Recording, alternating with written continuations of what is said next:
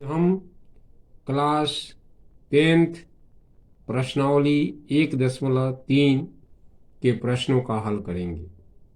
पहला प्रश्न है, सिद्ध करें √5 एक अपरिमेय संख्या है। यानी बताना है कि √5 जो है एक अपरिमेय संख्या है। तो अपरिमेय संख्या सिद्ध करने के लिए सबसे पहले √5 को हम लोग परिमेय संख्या मानेंगे। तो लिखेंगे कि माना √5 क्या है, एक परिमेय संख्या है। √5 एक परिमेय संख्या है। परिमेय संख्या है। जब √5 परिमेय संख्या होगा तो √5 बराबर क्या होगा, a/b, जहां a और b क्या है, पूर्णांक है। जहां a और b पूर्णांक होगा, क्योंकि परिमेय संख्या p/q या a/b के रूप में होता है, जहां हर जो है वह 0 के बराबर नहीं होता है। यहाँ p/q के जगह पर हम a/b भी लिखे हैं, लेकिन कुछ भी लिखा जा सकता है। p/q लिखिए, a/b लिखिए, x/y लिखिए, कोई भी ABCD का अंक हम लोग लिख सकते हैं। तो यहाँ पर हम √5 बराबर a/b लिखे हैं, जहां हर जो है वह 0 के बराबर नहीं है। तो a और b क्या है, पूर्णांक है। पूर्णांक है और b बराबर 0 नहीं। अब क्या करेंगे, ये रूट में 5 है और √5 जो है वो परिमेय संख्या है, इसलिए यह a/b या p/q के रूप में है। तो अब ये रूट में है तो दोनों तरफ हम क्या करेंगे, वर्ग करेंगे। तो लिखेंगे दोनों ओर वर्ग करने पर, क्या करने पर, वर्ग करने पर। अब वर्ग करने का मतलब है स्क्वायर करेंगे, इधर भी स्क्वायर करेंगे, इधर भी स्क्वायर करेंगे। तो √5 का स्क्वायर करेंगे तो यहाँ a और b इसका भी हम स्क्वायर करेंगे, यानी वर्ग करेंगे। तो इस वर्ग से √5 के अंदर के ऊपर जो वर्गमूल का चिन्ह है वह हट जाएगा, ये केवल 5 हो जाएगा। और ये जो है a का स्क्वायर हो जाएगा और ये b का स्क्वायर हो जाएगा। 5 के नीचे कुछ नहीं है तो 1 है। अब क्या करेंगे, हम तिरछा तिरछी गुना करेंगे। तो 5 का गुना b से करेंगे तो क्या हो जाएगा, 5b²। और a² का गुना a से करेंगे तो a² हो जाएगा। अब जो है 5 जो है वह जो है a² को क्या करेगा, विभाजित करेगा। तो लिखेंगे कि a² की चूंकि a² 5 को क्या करता है, 5 को विभाजित करता है, विभाजित करता है, 5 को विभाजित करता है, या 5a² को विभाजित करता है, क्योंकि दोनों बराबर है। तो अब क्या करेगा, जब a² 5 को विभाजित करेगा तो a 5 को भी विभाजित करेगा। स्क्वायर जब विभाजित करेगा तो a भी 5 को विभाजित करेगा। तो लिखेंगे कि 5 a को विभाजित करेगा, a को विभाजित करेगा। अब जो है क्या करते हैं, मान लेते हैं। लिखेंगे माना इसको समीकरण 1 मान लेते हैं। तो ये क्या करेंगे हम लोग कि a बराबर मान लेंगे 5m, a को क्या मान लेंगे, 5m। तो माना a बराबर 5m। तो समीकरण 1 से, इससे समीकरण 1 से, जो समीकरण 1 है उससे। अब तो ये तो है 5b², तो 5b² तो हम लिख देंगे, लेकिन a जो है वह a जो है 5m माने है, तो यहाँ a का स्क्वायर है, तो a² के जगह पर क्या लिखेंगे, 5m। और 5m का क्या करेंगे, a का स्क्वायर है तो 5m का भी स्क्वायर कर देंगे। स्क्वायर कर देंगे तो ये कितना हो जाएगा, 5×25m², और ये हो जाएगा 5b²। और 5 से ये 25 कट जाएगा, कितना बार में? 5 बार में। तो बी स्क्वायर बराबर कौन सी हो जाएगा? 5। 5 जो होगा वह एम स्क्वायर हो जाएगा, यानी 5 एम स्क्वायर हो जाएगा। अब क्या है, यहाँ देखते हैं कि 5 जो है वह जो है बी स्क्वायर को क्या करता है? विभाजित करता है। तो 5 बी स्क्वायर को विभाजित करता है, तो बी जो है वो 5 को भी विभाजित करेगा, करेगा कि नहीं? तो यहाँ लिखेंगे कि चूंकि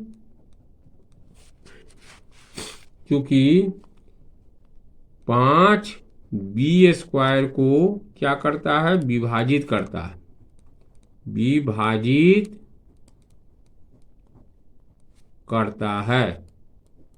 5 बी स्क्वायर को विभाजित करता है, तो विभाजित करता है तो 5 जो है स्क्वायर नहीं रहेगा, तब भी उसको क्या करेगा? विभाजित करेगा। तो 5 बी को विभाजित करेगा। अब जो है क्या देखते हैं हम लोग कि 5 जो है ए और बी दोनों का उभयनिष्ठ गुणनखंड है। कौन सी है? उभयनिष्ठ गुणनखंड है। तो 5 जो है लिखेंगे कि 5 ए और बी, 5 की ए और बी का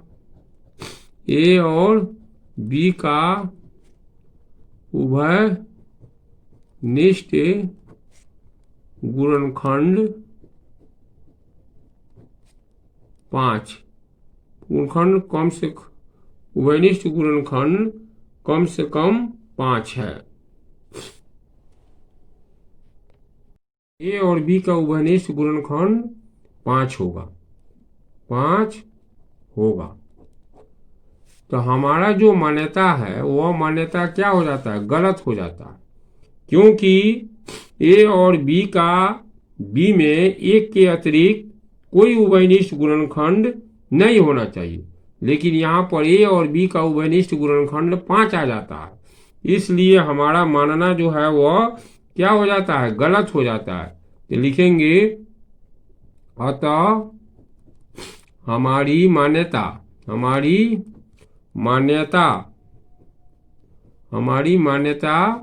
गलत हुई।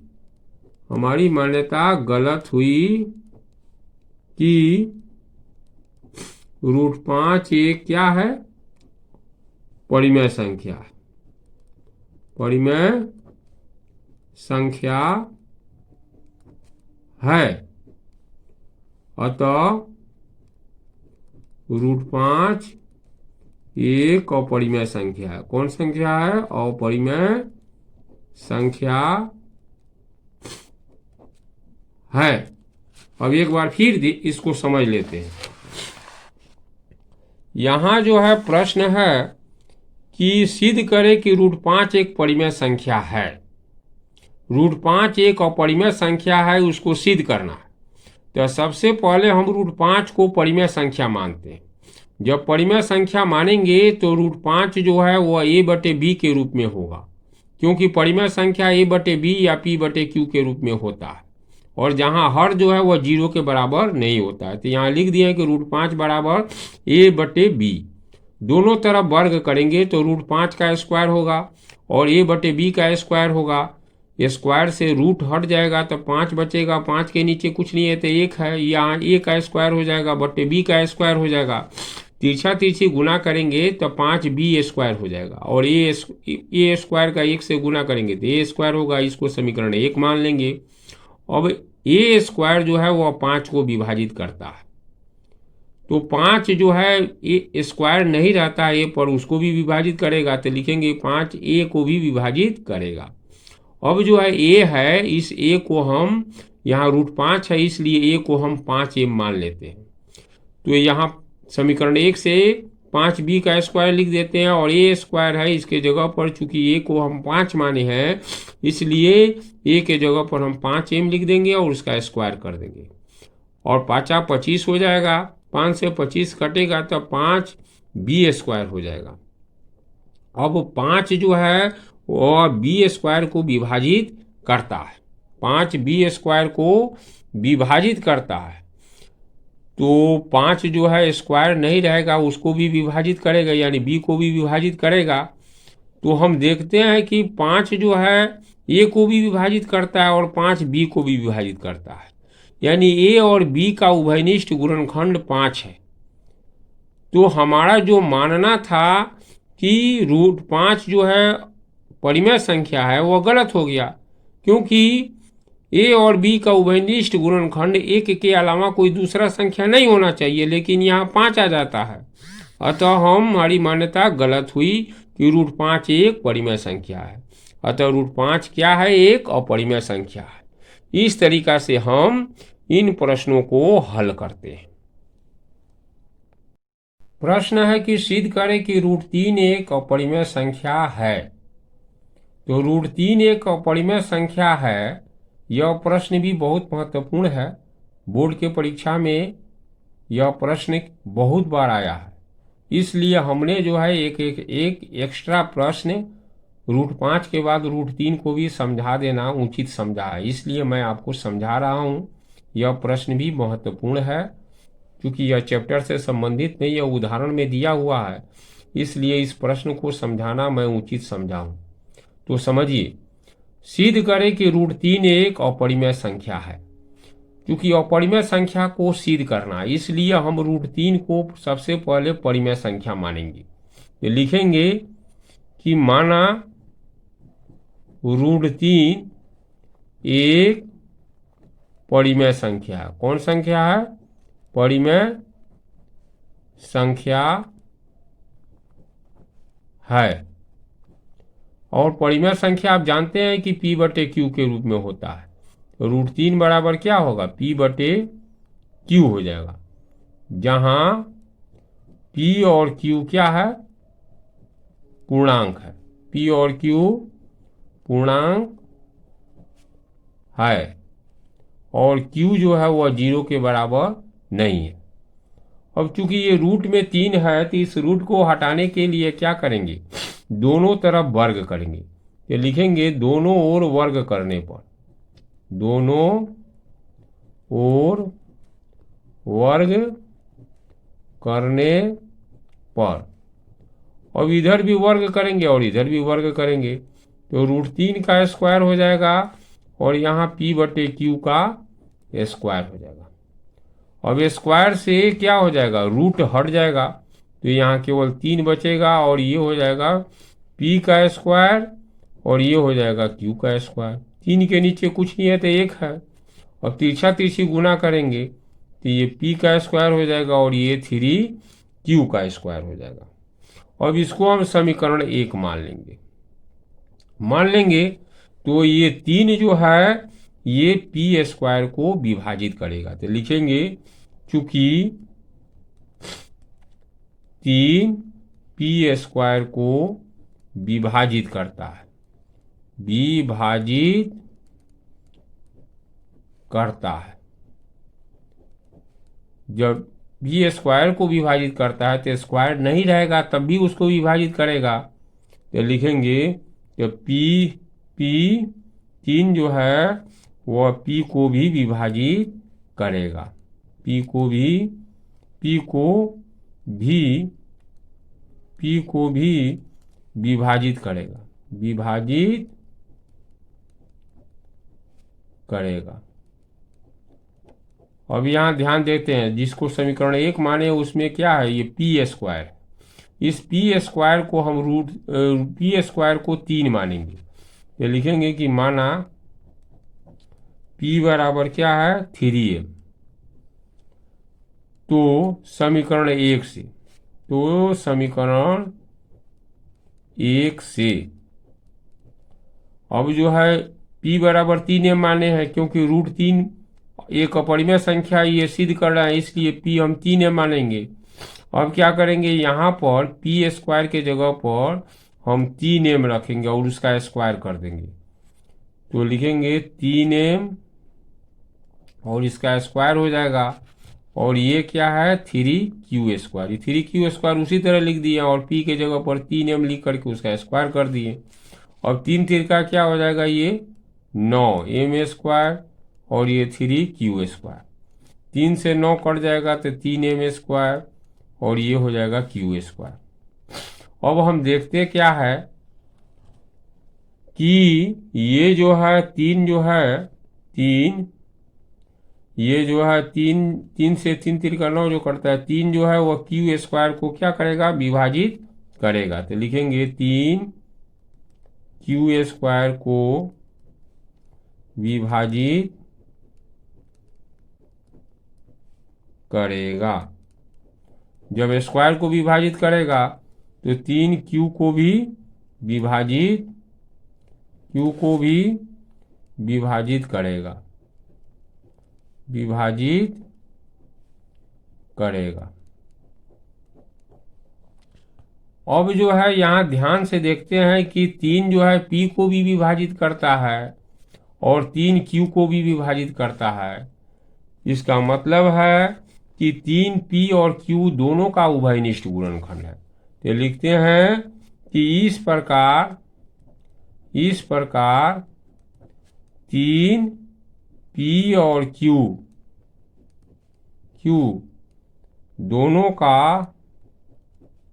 दोनों का एक उभयनिष्ठ गुणनखंड है। अब जब दोनों का ये उभयनिष्ठ गुणनखंड हो जाएगा तब जो हमारी जो मान्यता है कि √3 एक परिमेय संख्या है वो गलत हो जाएगा, क्योंकि परिमेय संख्या में P और Q में एक के अतिरिक्त कोई दूसरा उभयनिष्ठ गुणनखंड नहीं होता है। तो लिखेंगे अतः हमारी मान्यता क्या हो गई, गलत हो गई। अतः हमारी मान्यता गलत हुई। कौन सी हुई, गलत हुई। अब डायरेक्ट लिख देंगे अतः √3 जो है एक अपरिमेय संख्या है, अपरिमेय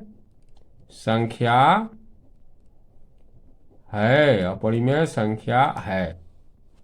इस तरह से हम रूट से संबंधित अपरिमेय संख्या को आसानी से सिद्ध कर सकते हैं। है कि सिद्ध करें कि 3 जोड़ 2√5 एक अपरिमेय संख्या है। तो ये कहता है कि 3 जोड़ 2√5 एक अपरिमेय संख्या है। तो इसको सबसे पहले हम लोग क्या मानेंगे, परिमेय संख्या मानेंगे। सिद्ध करना अपरिमेय संख्या तो मानेंगे परिमेय संख्या। तो लिखेंगे कि माना 3 जोड़ 2√5 एक परिमेय संख्या है, परिमेय संख्या है। तो परिमेय संख्या आप जानते हैं कि P/Q के रूप में होता है। यहाँ लिखेंगे 2 और रूट में लिख देंगे 5 बराबर P/Q लिख देंगे, जहाँ Q जो है वह 0 के बराबर नहीं है और ये भी P और Q क्या है, पूर्णांक है। अब क्या करेंगे, ये 2√5 अपना जगह पर आता है और P/Q के पास में इस 3 को लाएंगे तो प्लस में है तो क्या हो जाएगा, माइनस हो जाएगा। 3 के नीचे कुछ नहीं है तो 1 है। अभी फिर ये 2√5 लिखेंगे, एलसीएम निकालेंगे तो Q ये P हो जाएगा, ये Q 3Q हो जाएगा। अब क्या हो जाएगा कि ये जो है √5 को √5 रखते हैं और ये 2 को जो है 2Q के पास में रख देते हैं। तो लिख देते हैं P और ये हो जाएगा 3Q और ये हो जाएगा 2Q। अब लिखेंगे कि चूंकि P और Q पूर्णांक है, कौन सी है, पूर्णांक है, इसलिए P-3Q/2Q एक परिमेय संख्या है, परिमेय संख्या होगा, परिमेय संख्या होगा। लेकिन √5 क्या है, अपरिमेय संख्या। लेकिन √5 एक अपरिमेय अपरिमेय संख्या अपरिमेय संख्या है। अब जो है ये जो है अपरिमेय संख्या है और ये आ जाता है परिमेय संख्या, तो हमारा मानना जो है क्या हो जाता है, गलत हो जाता है। तो लिखेंगे कि चूंकि परिमेय संख्या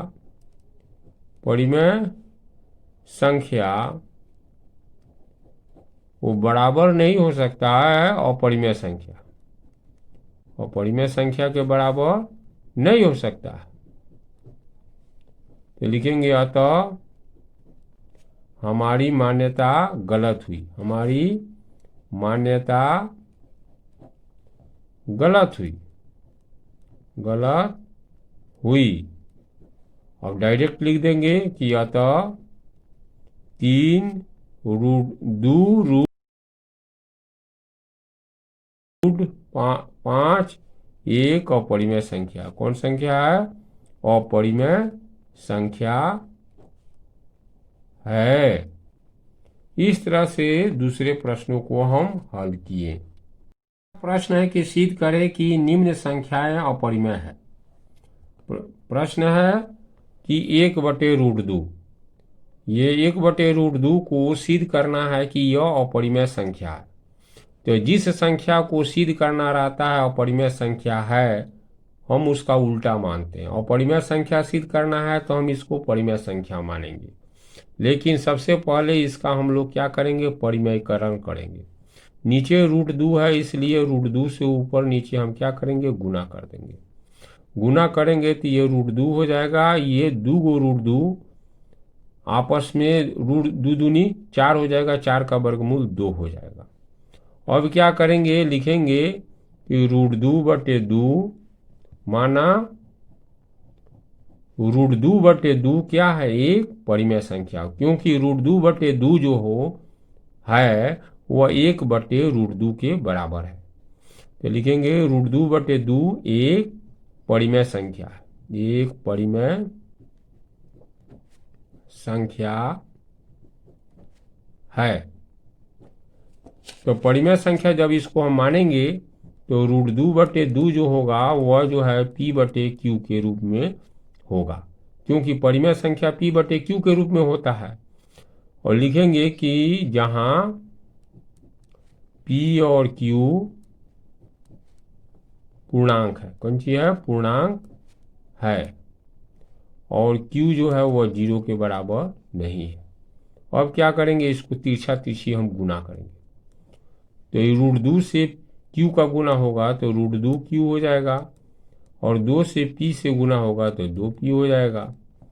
अब क्या करेंगे, √2 अपने जगह पर आएगा, ये 2P/ ये क्या हो जाएगा, Q, क्योंकि Q 2P के नीचे आ जाएगा। लिखेंगे कि चूंकि P और Q पूर्णांक है, क्या है, पूर्णांक है, इसलिए 2P/Q परिमेय संख्या होगी। कौन संख्या होगी, परिमेय संख्या होगी। और 2P/Q परिमेय संख्या होगी, लेकिन √2 जो होता है वह अपरिमेय संख्या है। तो लिखेंगे √2, लेकिन √2 अपरिमेय संख्या। कौन संख्या है, अपरिमेय संख्या है। अब जो है परिमेय संख्या और अपरिमेय संख्या ये बराबर नहीं हो सकता है, इसलिए हमारा मानना जो है वह गलत हो गया। तो लिखेंगे कि चूंकि परिमेय संख्या बराबर नहीं होता है अपरिमेय संख्या बराबर नहीं होता अपरिमेय संख्या का, अतः हमारी मान्यता क्या हुई, गलत हुई। हमारी मान्यता गलत हुई। जब गलत हो गया तो इसका मतलब है कि 1/√2 अपरिमेय संख्या है। तो लिखेंगे 1/√2 एक अपरिमेय संख्या है। अपरिमेय संख्या है लिख देंगे। अतः 1/√2 एक अपरिमेय संख्या है। एक और प्रश्न है कि 6 जोड़ √2 यानी 6 + √2 एक अपरिमेय संख्या है, सिद्ध करना है। चूंकि 6 + √2 एक अपरिमेय संख्या है, सिद्ध करना है, तो इसको हम परिमेय संख्या पहले मानेंगे। तो लिखेंगे कि माना कि 6 + √2 एक परिमेय संख्या है, एक परिमेय संख्या है। जब परिमेय संख्या इसको हम मानेंगे तो यह जो है P/Q के रूप में होगा। लिखेंगे जहां P और Q पूर्णांक है और Q जो है वह बराबर नहीं है 0 का। तो क्या करेंगे, √2 अपने जगह पर आएगा और 6 को P/Q के पास में भेजेंगे। तो प्लस में है तो माइनस में हो जाएगा। अब √2 हो जाएगा, इसका जो है बाटा का घटाव बनाएंगे तो Q P और ये हो जाएगा 6Q। लिखेंगे कि चूंकि P और Q पूर्णांक है इसलिए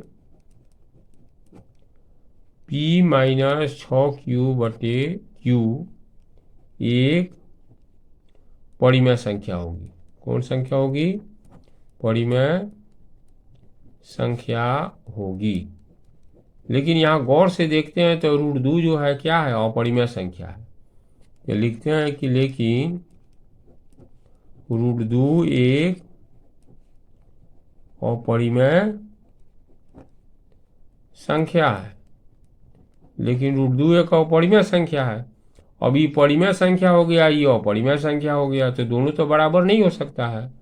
तो लिखेंगे कि चूंकि परिमेय संख्या बराबर नहीं अपरिमेय संख्या के बराबर नहीं है, अतः हमारा मान्यता क्या हो गया? गलत हो गया। तो लिखेंगे कि अतः हमारी मान्यता गलत हो गया। अतः गलत हो गया, 6 + √2 एक अपरिमेय संख्या है। तो लिखते हैं कि अतः 6 √2 एक अपरिमेय संख्या है। अपरिमेय संख्या है। आप इस वीडियो को लाइक करें, कमेंट करें और ज़्यादा से ज़्यादा दोस्तों और रिश्तेदारों में इस वीडियो को शेयर करें ताकि ज़्यादा से ज़्यादा लोग इस वीडियो से लाभान्वित हो सके और ज़्यादा से ज़्यादा लोग इससे फ़ायदा उठा सकें। लाइक और कमेंट करना न भूलें। यदि आप हमारे वीडियो को सब्सक्राइब नहीं किए हैं तो इसे सब्सक्राइब अवश्य कर दें। Thank you. 3 का दूसरा सवाल है कि 7√5 एक अपरिमेय संख्या है, सिद्ध करें। तो इसको अपरिमेय संख्या सिद्ध करना है, इसलिए 7√5 को हम परिमेय संख्या मानेंगे। तो मानेंगे कि माना 7√5 एक परिमेय संख्या है। परिमेय संख्या है। और आप जानते हैं कि परिमेय संख्या जो होता है वह P/Q के रूप में होता है, जहां P और Q पूर्णांक होता है। P और Q पूर्णांक है और नीचे वाला जो हर होता है Q वह 0 के बराबर नहीं होता। अब क्या करेंगे, इसको गुना करेंगे। ये 7 को ये Q के पास में भेज देंगे तो √5 हो गया और ये P/7Q हो जाएगा। अब लिखेंगे कि चूंकि P और Q जो है पूर्णांक है, जब पूर्णांक होगा तो P/7Q परिमेय संख्या होगा। तो लिखेंगे इसलिए